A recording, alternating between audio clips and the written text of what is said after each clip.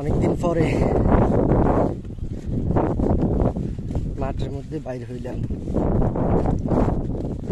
আল্লাহ, চারদিকে এত রৌদ্র আর গরম। এরপর আলহামদুলিল্লাহ একটু বাতাস আছে, বাতাস থাকার কারণে একটু ভালোই লাগতেছে। এই যে কচুরলতি, এগুলো হচ্ছে আপনার গ্রাম অঞ্চলে বেশি হয় কচুরলতি।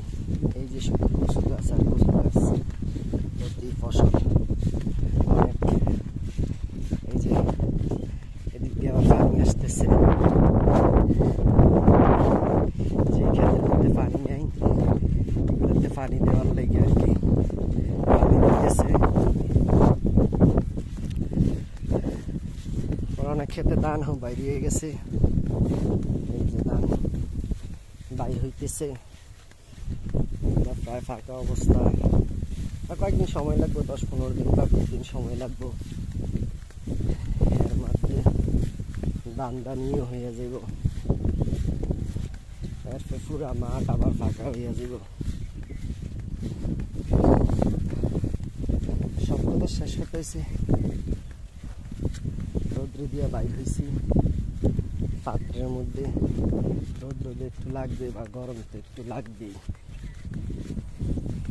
এই আর কি। গরম লাগতেছে,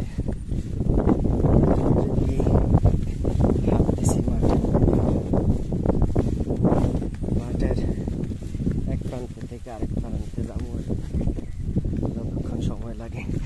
এখন এদিক দিয়ে ঢুকে গেছি, পাশেই হচ্ছে আমার কি বাতাসে পুরো এলিতে লাগছিল। ছাতা নিয়ে বাইরে ছিলাম আর কি, আমার ছাতার বাতাসে ফ্যান ধরে ঢুকে লাগছে। সারাইছে কুদ্দুরা লেগিয়া আমার ছাতা বাচ্চা গেছে।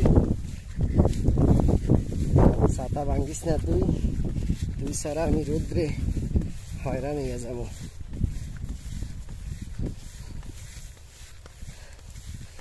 মাশাআল্লাহ, অনেক সুন্দর ফসল হয়েছে।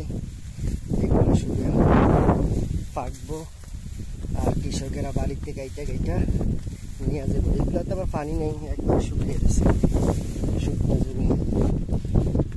আমি এসে পড়ছি, আমি যে জায়গায় যাবো। এই ছাতারে তুই ভাঙিস না রে, ছাতা শেষমেশ ছাতাটা বন্ধই করে দিছি। ছাতা নিয়ে আর পারতেছি না।